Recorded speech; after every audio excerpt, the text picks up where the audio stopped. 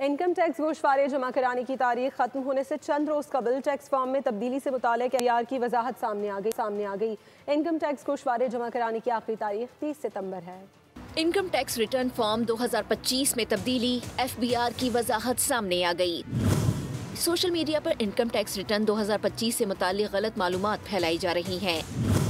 FBR ने वजाहत जारी करते हुए कहा कि हाल ही में किसी एसआरओ के जरिए इनकम टैक्स रिटर्न फॉर्म 2025 में कोई तब्दीली गया।